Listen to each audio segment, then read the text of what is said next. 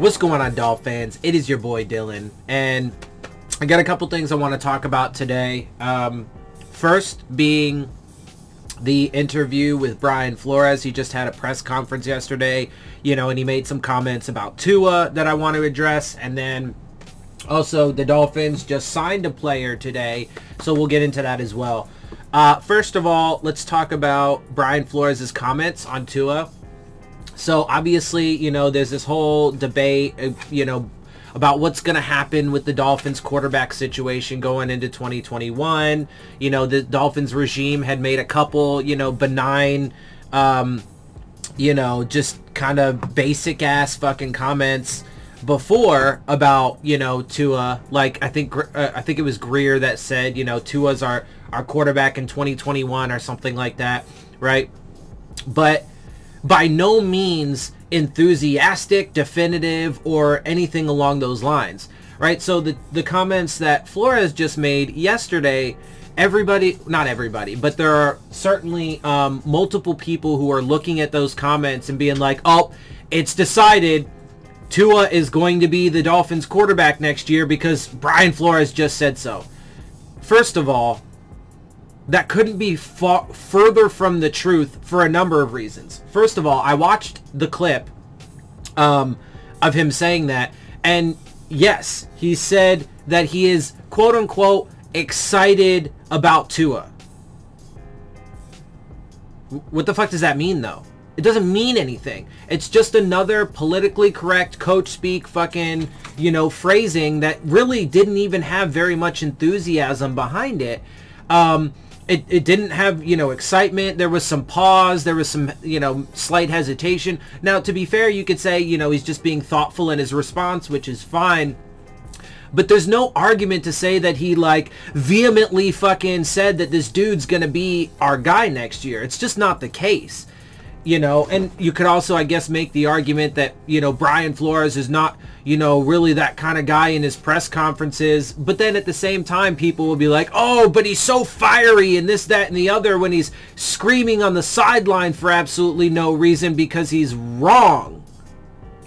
Okay, I mean, sure, I guess, whatever. People like to live in these stupid worlds where things that, shouldn't coexist because they literally are diametrically opposed to each other somehow manage to. But anyway, so his comments weren't very exciting, or full of excitement, rather. All he said was, I'm excited about Tua. How does that mean that he's going to be the 20... And then there's that, but also he's a proven liar. I know people are going to get so offended by this, and I'm sure some people will be like, oh, you're just saying that because you're a racist, you don't like black people. First of all, it has nothing to do with that, so let's make that clear. Second of all, it's because he is. He's a proven liar.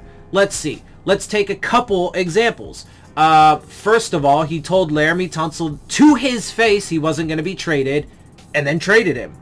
Again, any other thing that Brian Flores may have said, irrelevant. The fact that Tunsil himself said he would have made that trade, irrelevant. It doesn't matter. It doesn't change the fact that he lied, right? He could have said something, different, like, hey man, we really don't want to trade you, but you know how things go. You know how the NFL is, right? Like, he just straight up told the dude, we're not trading you, and then traded him, right? Or let's say, how about after the 49ers game this past season, when Brian Flores in a press conference said, why would I put Tua in the game for garbage time when he's going to do what? Just to then put him in the very next week in the same fashion. You know why that happened? My guess is because he actually thought, why would I put him in? What would be the point in putting him in? My guess is he actually thought that was legit, and I agree with that. Why would you put him in? I don't understand why people just have to see their shiny toy. But then when you do that, and this is exactly what happened, you put them in a position, one, to get hurt, which he had a couple minor injuries, nothing serious, but an ankle injury, which is serious in the grand scale because he's already had surgery on both of his ankles, and he's already an undersized quarterback with a long, extensive injury history, right? So, and then he also injured his throwing hand. So couple minor injuries. You expose him to that when you just insist on putting him into the fire. He's going to get burned. And then he didn't perform well, which then left a sour taste in people's mouths and then gave them reason, if you will, to say, oh, we should move on and trade for Deshaun Watson, etc. Right? So it's your own fault if you don't like what you saw, because the kid wasn't ready and you insisted that he was in there. Right? So, like, I don't know. So, and look, to be fair, maybe they do keep to, whatever. There's a lot of different ways that this can play out, and it definitely hinges on a lot of things. And maybe they do like to, blah, blah, blah, whatever. But at the end of the day, in my evaluation, the way I look at this, in the big picture, right? It's not just these like individual things, right? A lot of people like to live, like living in the moment in a certain context is great, right? Because, it's your present, right? The past is meant to be learned from, the future is meant to be prepared for, and your present is where you're supposed to live in the now and enjoy things and appreciate, whatever, blah, blah, blah, right? But in this context, right, in the context in which I'm speaking right now, living in the moment is not so good. So let me explain a little further, right? So people like to live in the moment of like, Brian Flores just said yesterday that Tua's our guy, and so like they just believe it, right? Like they don't care to even fucking look any deeper than that. They don't care to acknowledge the fact that he is a proven liar. He just is. It's a fact. There are multiple times where he has definitively said something in the middle of lie. Now, to be fair, to be somewhat fair, right, it likely, and I was getting to this, right, he likely thought that it was stupid to put Tua in for garbage time, and then did because Stephen Ross ordered him to, right? That's what I think happened, right? So I think that he didn't find any reason for it. He found it to be senseless. Right. Let's also mention, though, he had also said, why would I, rush him along because of his injury? He's like my kid, and I wouldn't want him to get hurt. But then he made him the starter 2 weeks after that comment. Right. So my guess is because Stephen Ross told him, look, dude, we're destroying the Jets. Just put him in. I want to fucking see him. OK. And so he did. Why? Because that's the dude that writes his fucking paychecks. That's the dude that made him a head coach in the NFL. That's the dude who fucking, allows him to live whatever kind of fucking grand lifestyle that he lives. I'm sure he has a nice home, in other words, right? And I'm sure he fucking, doesn't hurt to pay the bills ever, right? Because he makes millions of dollars as a fucking head coach, right? So that's why. That dude's paying his paycheck. So when he says, hey, Brian Flores, put Tua in the game, I want to see this fucking dude, he does. Even though the week before he said there was no reason to, and probably actually thinks that. But because his boss is like, hey, marching orders, and we know, I know a lot of people are fucking in denial about this, but he's a sellout. He was brought in to do exactly what Stephen Ross fucking tells him to do. That's why Adam Gase was fired, and Brian Flores was brought in to tank the 2019 season. Again, people can fucking say what they want. Oh no, the coaching staff didn't do it. But it's 100% inaccurate, and it's super clear. One, because Brian Flores admitted to having a hand into every transaction that allowed the Dolphins that set the Dolphins up to field a non-competitive roster. And then also there are just myriad examples of him on the field during game time making decisions that are detrimental to the team, or before game time with inactives, etc. Anyway, so he's a liar and he's a sellout, and so that's what I believe happened. Right? And so getting back to one of the other things I was saying, people like to live in the moment. And so they're like, oh, Brian Flores just said Tua's our guy.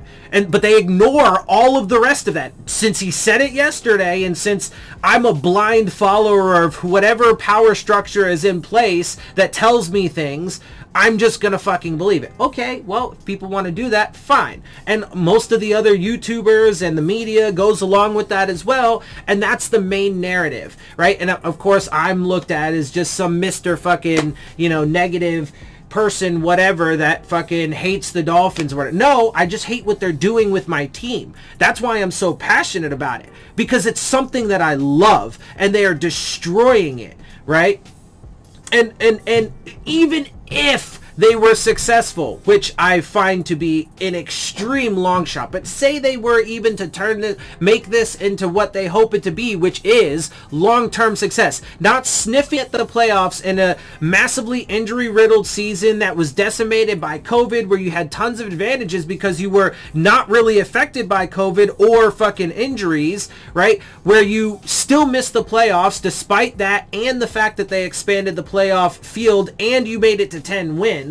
Right? They're not a good team. They're not a good team. It was an aberration. It was an aberration. And so I look at things in the big picture. Again, I fucking hope that I'm wrong. I really do. But even if they do, it's still not how I would do it, right? I still don't, I hope that one day I get to say, man, I was wrong. They pulled it off, and now, you know, for the past 3 or 4 seasons, look, they've been going to the playoffs, and look, they even made it to the AFC Championship game. I mean, if that happens, then literally I will have no choice, because it's reality. I will have to acknowledge that and give them the credit for it. That doesn't mean I then have to like the fact that they fucking, you know, got rid of guys that I love, like Tannehill and Fitzpatrick and Tunsil and you know, Frank Gore and Adam Gase and Cam Wake and a bunch of guys, right? I don't have to like that. I don't. I just don't. Even if they happen to be successful, I still think it's shit. I still think it's shit that they fucking tanked the 2019 season. I still think it's shit that they insist on being big spenders in free agency, because it's not a game plan that is proven to be successful for the long term. So even if they happen to be successful with this shit, I still don't have to like how they did it. And I won't. I will just have to then acknowledge the reality of the situation. So people can look at me and say that I'm negative for pointing out the truths, the realities of the world and the situation, and then giving a full and honest evaluation based on all of the data and the facts. And also, I consider myself to be an intelligent, reasonable, and logical person who is capable of piecing things together and then being able to relatively accurately predict things in the future, at least when it comes to the big picture. Again, and I admit when I'm wrong to things, but there are often times where I'm wrong about, like, the details about how things led up to the ultimate fucking grand finale of the situation. Right, to the culmination of the situation, the result of the situation, right? So, and because I'm not perfect, right? And there are always dynamics that can change, right? So factors can change. The data input can change, which changes the result.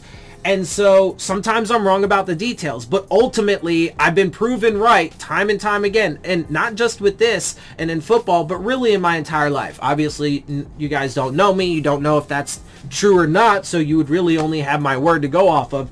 But it's something that I pride myself on, and you know, being a very logically sound, rational human being that is capable of critical thinking and analysis, and being able to, you know, properly evaluate situations because I take in all the available data. Now, again, I'm not perfect, and I don't always have, you know, like I've said a bunch of times, you know, I don't know for sure because, you know, that Stephen Ross demanded Adam Gase, you know, tank the season, and that's why he fired. But the writing on the wall is pretty fucking clear, and I feel like I'm a person capable of reading it. Anyway, so that's why I think I give the best show. Obviously, everybody else doesn't think so because, you know, Doug's got like 10,000 followers, and, you know, TD and K-Flex and all got fucking thousands of followers, and I've been stuck at 330-something for a while because I'm just the negative dude who always... or not always, to be fair, but often ends up being correct, especially when it comes to the big picture. But, you know, I'm shunned and shit on because I'm negative. Okay, I mean, if you don't like to, you know, face the reality of the world and the truth, fine, that's on you, but, you know, that's why the world is going to shit. That's why human beings are, you know, bound for extinction, and that's why we're going to make the planet uninhabitable, because people are stupid. They're fucking incapable of getting out of themselves and, you know, facing the reality for what it is, and then having the balls, the courage, the strength, whatever, to fucking then take the necessary steps to fix the problem. Anyway, I digress. And I'm going to move on to the other thing that I wanted to talk about, because the Dolphins did, and it does tie into this, because it's just another example of why are they doing this, right? There is some data in there to say, okay, sure, maybe you can get some improvements from what you had, right? Because they just signed a player. But why? But why? This is not an area that you need to focus on by any stretch of the imagination. It's not even close. Like, it's the same reason. Why would they take a long snapper? Why would they draft a long snapper last season? They drafted, I don't care if it was in the 6th or the 7th round. Why would you do that when you had a guy like they did on the fucking roster? In Denny, right? And then they got rid of Denny for Tabor Pepper, if I'm not mistaken. Let me try and remember exactly how this went. And then the guy that they just drafted last year replaced Tabor Pepper, who went on to, you know, play really well on another team. If I got all my data correct, I think that's how it all played out. And I'm pretty sure Pepper went to another team. I seem to recall him being on another team, playing for another team, and doing, you know, relatively well. But why would you need to do that? Why would you need to waste that fucking pick? You could have easily got the dude as a free agent. Okay, let's move on to what they did. Report: Dolphins signing former Panthers punter Michael Pilardi. Why? You have Matt Hawk. Why do you need to? It's not an area of the team that you need to focus. There are so many other things that you need to focus on. Why? But ultimately, I believe that the Dolphins, well, first of all, I believe that the Dolphins are not really sold on Tua. I think that's pretty clear. I think that the Houston Texans are going to be forced into allowing Deshaun Watson to walk, because he only keeps getting more and more vehement about how he's not going to play for the Texans. And the Texans are not just going to sit there and let their most valuable asset not fucking play for them without getting something for him. Anyway, so, and they could get a fucking boatload. It's going to be a king's ransom for him. So my guess, I could be wrong, but I don't think the Dolphins are sold on Tua. I don't think the Texans are going to be able to keep him, and I think the Dolphins are going to trade for him. I think they're going to give away the 3rd, the 18th overall pick, a first from next year at a minimum, 3 firsts, maybe even another one, and then a 2nd round pick from this year and next year, including Tua. I think the package is going to be massive. A minimum of 3 first round picks, a minimum of 1 second round pick, and Tua. I think that is going to be the baseline, and I think the Dolphins are going to do it. Now, we'll see. There's other options, too. They could decide, but I think that even with some of the moves that they are making, now people are saying, oh, well, they're going to try and go get some receivers, and they're really eyeing, you know, Juju Smith-Schuster and Kenny Galladay, both of which are like, meh. I mean, I could be cool with having them, but I know those guys are going to come with higher price tags than I want, and that they're worth. They're really good receivers, both of them. And sure, they would absolutely increase or, you know, up this receiver core, you know, improve this receiver core and give him, you know, another, you know, proven weapon to use. That's true. But I don't think you're going to get, especially if the offensive line keeps playing shitty and we still need running backs and blah, blah, blah. Right. And so, and he didn't exactly perform all that well. That needs to take some pretty big steps forward. So, you know, I think that they got rid of Van Noy, not really for that purpose, but so that way, and why they're, and part of the reason why they're, one of their moves is to upgrade at punter, even though they have literally no need for it. I think that they're doing, and the reason why they went out and traded for that former first round offensive lineman, right? I think that they are going to try and go after Deshaun Watson. I really do, because I think ultimately in the big picture, and I was going to say this before, is that I think that Stephen Ross is old and desperate as fuck, okay? And he's proven time and time and time again that he thinks his philosophy is, like a true capitalist, I'm just going to throw resources at the problem, blindly throw resources at the problem, and then also throw in a mix of demands. Oh, I want this, I want you to do that, which he has no idea. He's terrible at making football decisions, but he's just going to do that and think the problem's going to be solved, and it never has. He's been a big spender in free agency before, hasn't worked out for him yet, right? Like, he's demanded that they do this, that, and the other, hasn't worked out for him yet, but that's what he's going to do. That's my guess. And I think that they are priming themselves, and I think that's also part of why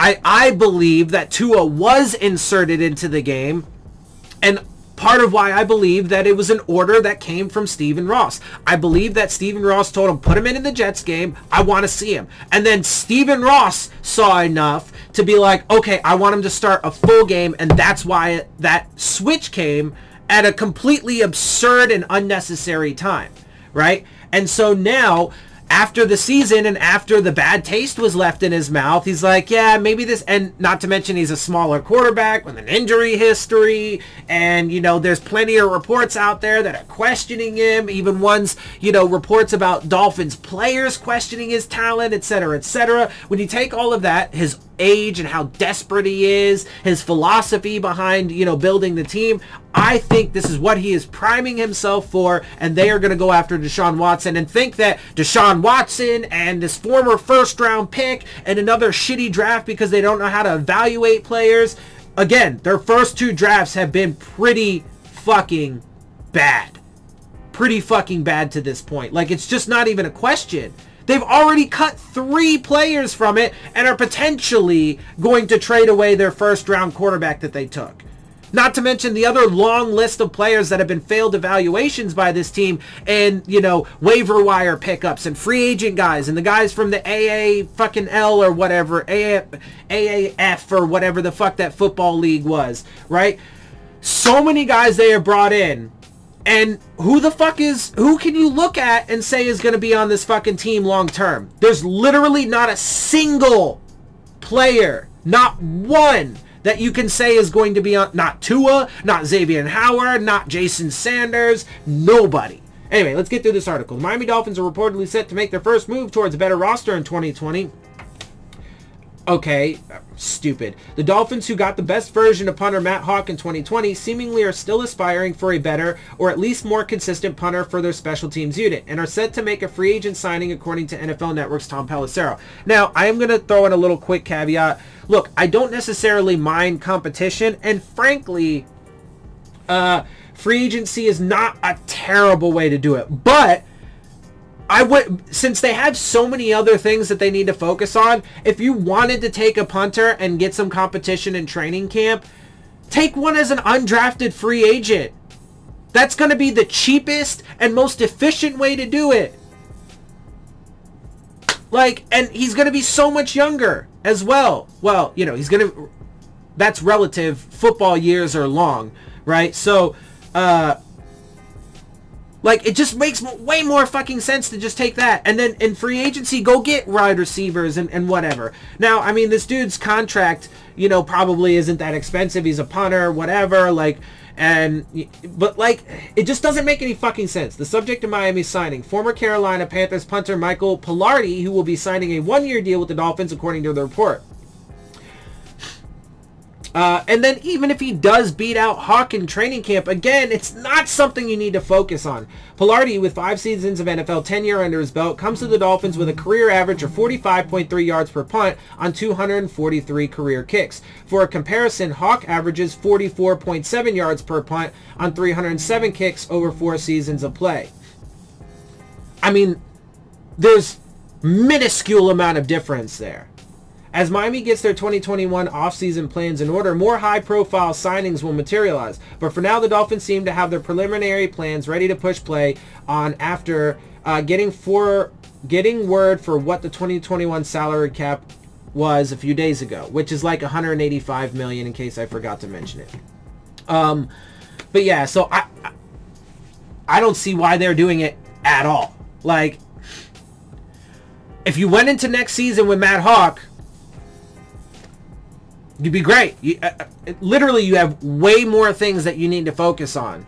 And so, and, you know, again, I mean, I think it's just, I could be wrong. I hope I'm wrong, as a matter of fact. But I believe that this is just another data point that in the big picture is going to prove that they set themselves up for going after Deshaun Watson. I hope I'm wrong. I hope they stick with Tua. I actually really want them to build around him. I want them to build a solid offensive line. I want them to, you know, build a strong defense. I want them to give him some weapons. But of course, they're already also up against the wall with salary cap because of the fact that they spent over $100 million last season and have already had to cut some of those guys because of cap issues. And they want to be big spenders again this offseason. So, I mean, the finances down the road are going to be fucking dismal, which also is going to greatly diminish their ability and chances for putting together a consistently winning team. Because then they're going to have to get rid of, you know, their big high-priced free agents and overly paid guys, even whether they were, you know, a major contributor or not. And at the very least, if they're going to get paid that money, they're going to play. They're going to be a starter. They're going to be in the game, right? Unless, you know, you're Jordan Howard and you get cut in the middle of the season or whatever, right? But again, not a good look on the Dolphins. All right, that's what I got for you.